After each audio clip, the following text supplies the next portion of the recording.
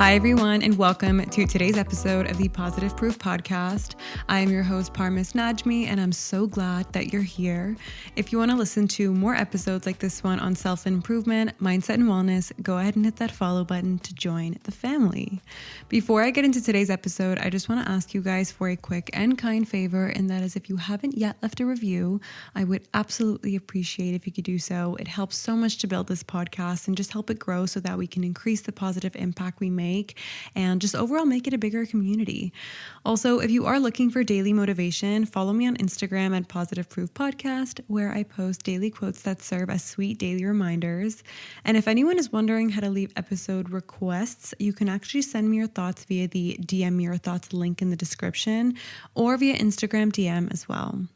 Now, if you're new here, quick little intro about me is I am a 27-year-old girl based in Toronto, and I basically started this podcast after a few big life shifts from leaving my 9-to-5, going full-time on a business with my boyfriend, leaving a 4-year relationship, going through multiple friendship breakups, and just realizing I had way too much to say about self-growth, relationships, and becoming the woman that I actually want to be. So I'm really happy that you're here. And with that, let's get into today's episode. Now, have you ever felt like you know what you want in life, but for some reason, you just can't seem to get yourself to fully go after it? Like, you can picture it so clearly, the lifestyle, the habits, the version of you that has it all together. You know what you should be doing. You know what would move your life forward, but there's just this gap between knowing and actually doing. And no matter how many times you reset or tell yourself that this time it will be different, you somehow end up back in the same patterns. And I think that's one of the most frustrating feelings because it's not like you don't care. It's not like you don't want more for yourself. If anything, you want it so badly, but wanting something and actually becoming someone who can create it are two completely different things. And I've been thinking about this a lot lately because I truly believe that achieving what you want in life is not as complicated as we make it out to be. But it does require a level of honesty that most people avoid. It requires you to look at your habits, your patterns, your mindset, and really ask yourself, is the way that I'm currently showing up actually aligned with the life that I say I want? Because the truth is, most people don't fall short because they're not capable. They fall short because they're stuck in patterns that feel comfortable, even if they're not serving them. And until you understand why that happens, it is very easy to keep repeating the same cycle over and over and over again.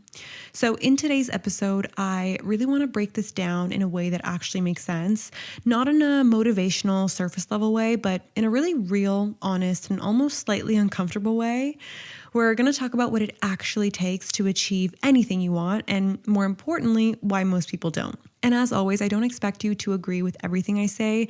Take what resonates, leave what doesn't, and just stay open to a different perspective. Before we get into it, I just want to do a quick poll check-in for those of you who are tuning in on Spotify. Scroll down and let me know on a scale of 1 to 10, how aligned do you feel right now with the life that you say you want? And I want you to be really honest with yourself, like genuinely. Are your daily actions matching your goals, or is there a little bit of a gap? So just take a second to think about that and vote in the poll. Now let's dive right in with point number 1. You don't get what you want, you get what you reinforce. And I think this is one of the hardest truths to accept, and I really have had to learn this the hard way. We just don't actually get what we want in life. We get what we consistently reinforce. That's the truth. And those are not always the same thing. Like, you can want to be in the best shape of your life. You can want a successful career. You can want a peaceful and healthy relationship. But if your daily actions are reinforcing something else, that's what your life is going to reflect. Is it not? Your brain doesn't reward intention. It rewards repetition. It pays attention to what you keep doing, not what you keep saying. And I think that's where a lot of people get confused because wanting something feels productive. I think I mentioned in the previous episode, it feels like you're already on the path just because you care about it. But your brain doesn't register desire as progress. It registers patterns. I always think back to when I was I think 14 years old, and I really wanted to get into shape, and I would buy all the workout sets. I followed all the fitness influencers, and that's when Instagram was new. So the fitness influencers were pouring in, and I would always tell my friends, my family, this is my year. I'm getting disciplined. I'm getting fit. I'm going to have a transformation. And I genuinely meant it. You know, I wasn't lying. In my mind, I was already stepping into that version of myself. But my actual routine, you know, I skipped the workouts because I was tired or I felt lazy, and I would eat out a lot, and I just would eat a lot of sweets and tell myself that I'd start fresh on Monday, like every single week. This isn't about judgment. It was just my reality, because what I was reinforcing wasn't discipline. It was avoidance. It was comfort. The idea sounded nice to me, but I wasn't willing to go through the discomfort of the actual action behind it. It's short-term relief over long-term results. And over time, those small choices, they started to compound, not in my favor, but in the direction that I kept practicing. So even though I really wanted to be fit, and by the way, I wasn't overweight or anything, I wanted to be fitter. My identity was being shaped around inconsistency. And that's the part that people don't really realize. Your identity is not built from what you hope to be, it's built from what you repeatedly do. Every time you follow through, you cast a vote for that version of yourself. And every time you don't, you reinforce the opposite. So if most of your actions are aligned with comfort, your brain is just going to go, okay, this is who we are. We are someone who avoids discomfort. And it's going to continue to guide you in that direction because that's what feels familiar.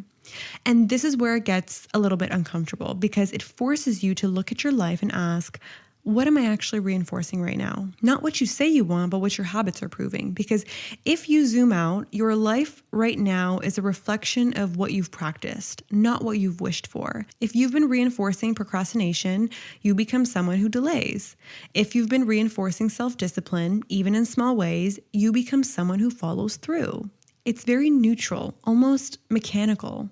Your brain is constantly taking notes like, oh, this is what we do now. And once something becomes your norm, it stops feeling like a decision. It just feels like who you are, which, by the way, is the best part. And so I think the empowering part of this, because I never want this to feel discouraging, is that it also means you don't need to overhaul your entire life overnight. You don't need to suddenly become this perfect, hyper-disciplined version of yourself.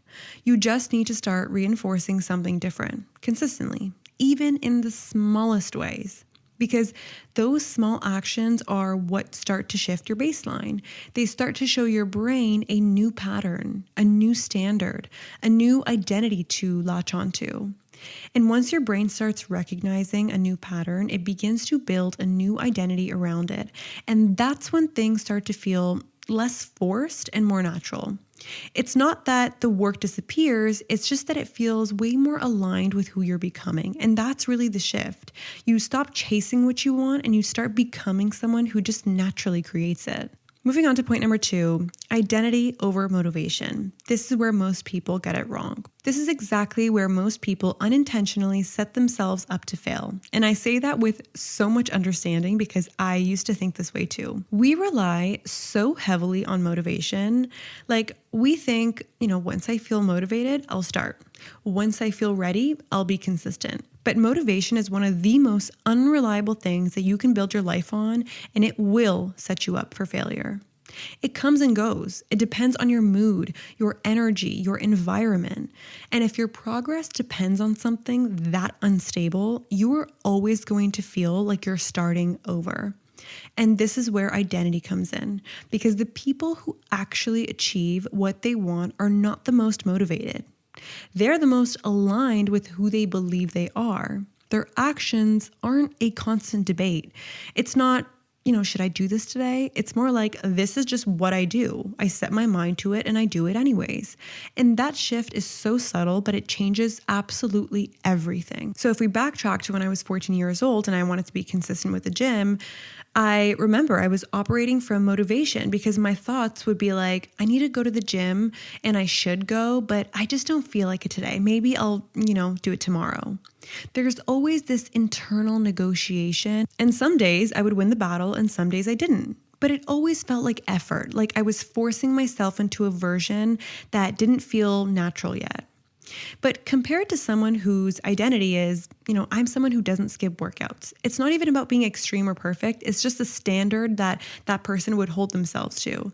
So when that person is tired or busy or not in the mood, the thought process is much different. So in this case, it's not this long back and forth dialogue in their head.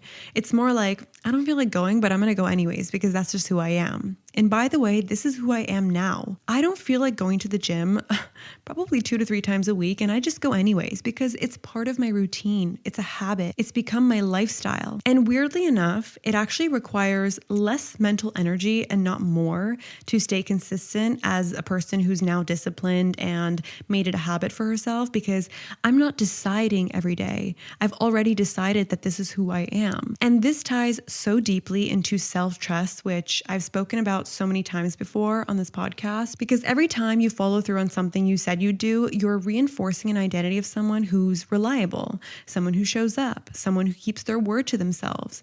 And over time, that becomes internalized and you will become so confident. You have no idea. You stop questioning yourself so much because you have evidence. You've proven to yourself again and again that I'm the kind of person who follows through.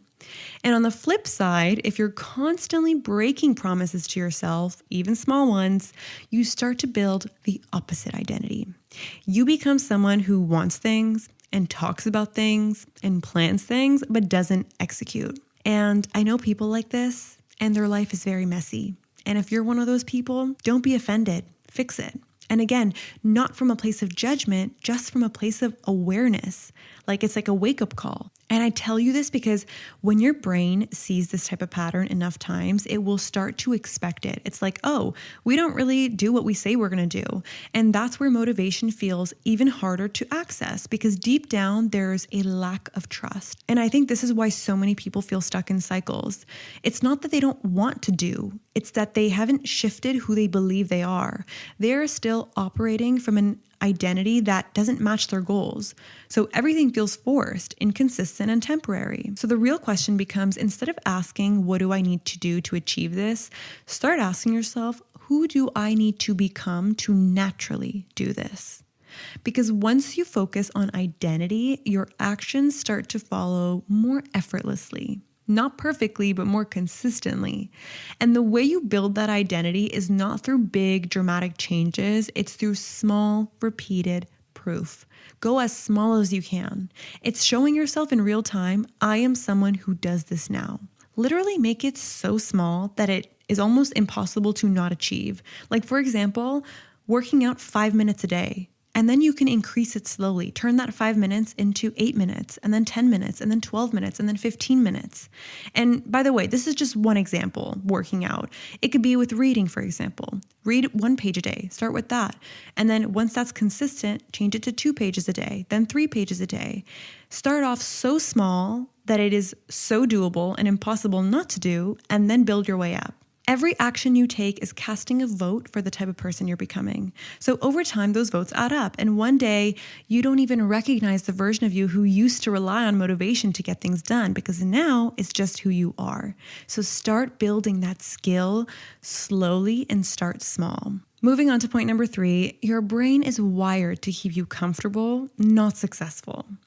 And I think this is something that we don't talk about enough. And honestly, once you understand this, you start taking your behavior a lot less personally, because your brain is not designed to make you successful, fulfilled, or accomplished. Unfortunately, it's designed to keep you safe, and safe to your brain does not mean living your dream life. It means familiar, it means predictable, and it means very low risk, even if what's familiar isn't actually good for you.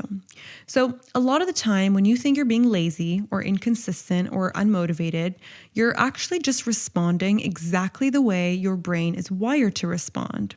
It's trying to protect you from discomfort and from failure, from embarrassment, from the unknown. And the problem is, everything you want in life usually requires stepping into something unknown. So for example, let's say someone wants to start posting content online to become an influencer.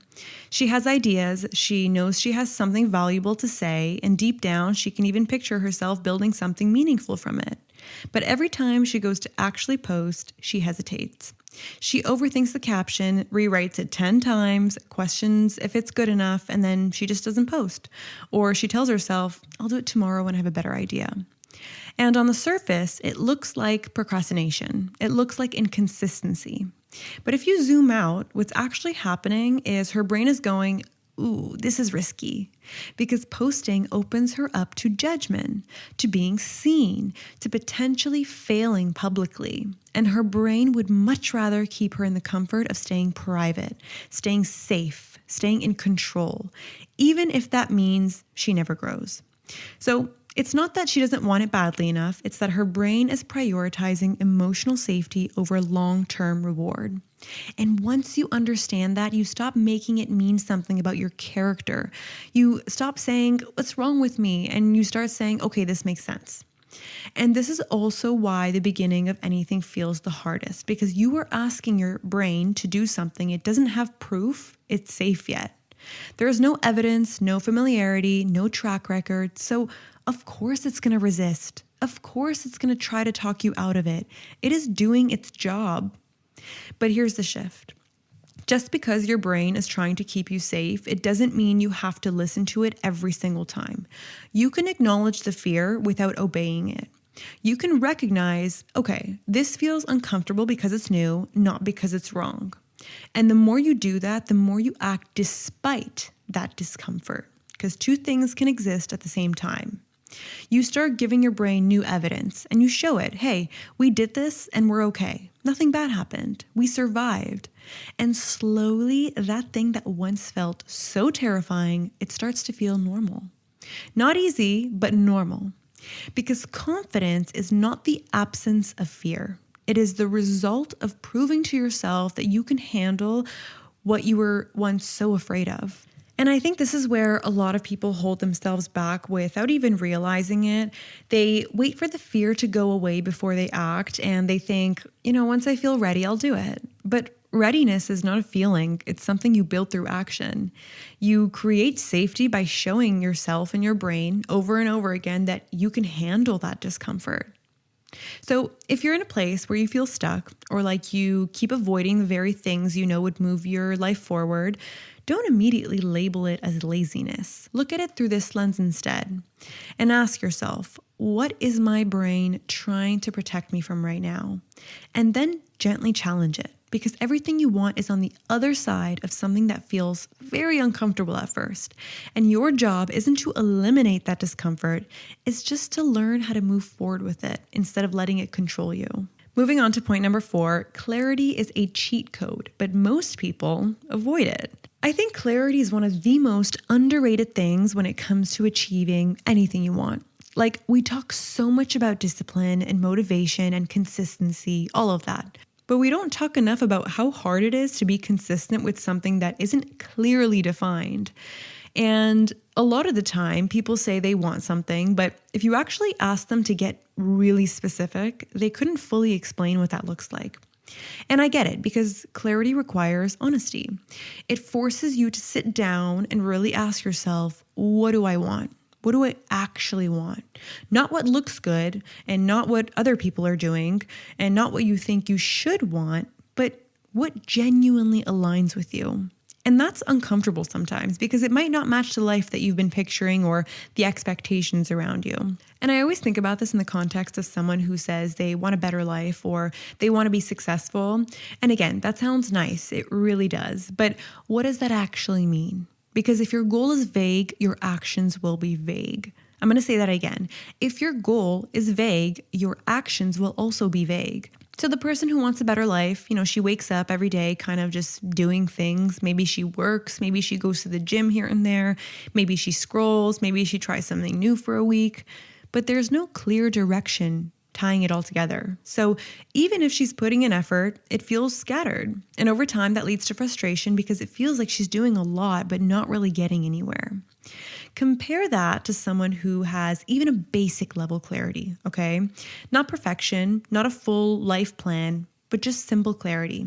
She knows, okay, this is the kind of lifestyle I want, and these are the things that matter to me. So this is the direction that I'm moving in. So when opportunities come up or when she's deciding how to spend her time, it's a lot easier to filter. It's not, should I do this or not? It's, does this align with where I'm going? And that one shift removes so much mental noise.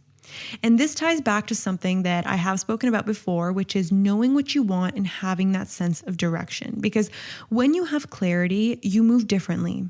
You're not constantly second guessing yourself. You're not easily influenced by what everyone else is doing. And you're not jumping from one thing to another, hoping that something sticks. There is intention behind your actions. And by the way, if you don't know what you want, that's totally okay. That's a completely separate conversation, and you should focus on experimenting and trying new things and being open and figuring out what it is that you want. This is for the person who has an idea but just doesn't know how to execute. And so I think a lot of people avoid clarity without realizing it because staying vague just feels safer, right? I want to be successful. I want to be rich. I want to do this, blah, blah, blah. If you don't define what you want, you can't really fail at it. You can stay in this in-between space where you're trying but not fully committing, but the downside is you also don't fully move forward. You stay stuck in that cycle of almost, whereas clarity requires you to take ownership, and it's you basically saying, this is what I want and I'm willing to structure my life around it. And that doesn't mean you have everything figured out. It just means you're being intentional about your direction. And once you have that, everything else becomes easier. Not easy, but easier. Your habits make more sense. Your decisions feel more aligned. Even your discipline improves because you actually know what you're working toward. You're not just doing things for the sake of doing them. So if you feel like you've been putting in effort but not seeing results, or like you keep starting and stopping different things, it might not be a discipline problem. It might be a clarity problem. And the solution isn't to do more. It's just to get specific. Because when you are clear on what you want, you stop wasting energy on things that don't matter. And that alone can change everything. Moving on to point number 5, execution is emotional, not logical. And I think this is the final piece that really brings everything together, because a lot of people think achieving what they want is about having the right plan, the right strategy, and the right routine. And while those things matter, okay, they're not usually the reason people fail. Most of the time, people already know what they need to do. It's not a lack of information. It is a breakdown in execution. And that breakdown almost always happens on an emotional level and not a logical one. Because logically, a lot of things are honestly very simple. If you want to get in shape, you need to move your body consistently and eat well. If you want to grow something online, you need to show up and post. If you want to build a better life, you need to make better decisions daily. None of that is complicated. But when it comes time to actually do those things, that's where emotions come in. You're tired, you're overwhelmed, you're not in the mood, you're doubting yourself, and suddenly what was logically simple feels emotionally heavy. So for example, someone who has a full day planned out, she wakes up motivated, maybe even writes a to-do list, feels clear on what she needs to get done, and then the day starts and something small throws her off. Maybe she slept in a bit late or work was more draining than expected, and now she's tired. And in that moment, she has a choice. Logically, she knows she could still follow through on at least one or two important things, but emotionally, she doesn't feel like it anymore. So she scrolls. She puts things off. She tells herself she'll do it tomorrow. And again, it's not because she doesn't know what to do. It's because in that moment, her emotions took over the decision-making process. And this is where most people lose momentum, not in the planning and not in the big picture, but in those small, quiet moments where they don't feel like showing up. And I think this is such an important shift to understand, because once you realize that execution is emotional, you stop relying on feeling good to take action. You stop waiting to be in the perfect mood or to have the perfect energy. You start recognizing, okay, I don't feel like doing this right now, but that's exactly why this matters, because those are the moments that shape you the most. And this ties so deeply into emotional regulation, because it's not about suppressing how you feel or forcing yourself in a harsh way. It's just about being able to sit with discomfort without immediately escaping it. It's being able to say, I'm tired, I'm not in the mood, but I can still show up in some capacity. Maybe not perfectly, and maybe not at 100%, but still show up. Because the people who achieve what they want are not the ones who always feel motivated or energized.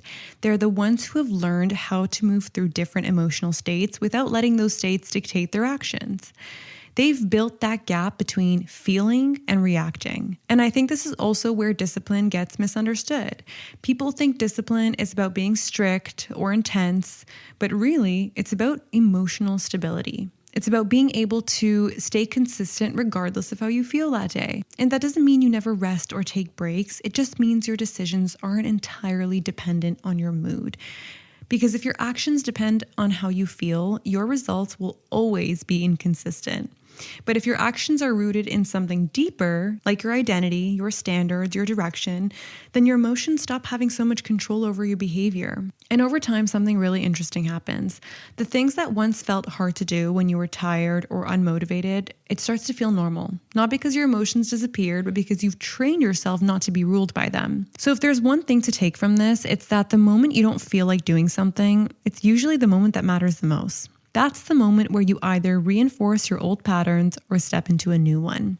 And that's where real change happens. So if there's anything that I want you to take from this episode, it's this. You can have what you want, but only if you're willing to look at how you're currently showing up and be honest about what needs to shift. Not in an overwhelming way and not in a change your whole life overnight way, but in small, intentional ways that actually stick.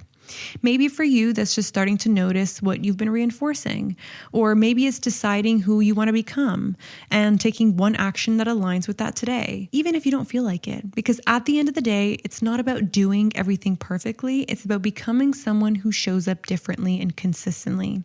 And that version of you, she creates the life you've been wanting. If this episode resonated with you, share it with someone who can benefit from it as well. And if you made it this far, I appreciate you so, so much. And I can't wait to chat with you again in next week's episode. Lots of love, Parmis.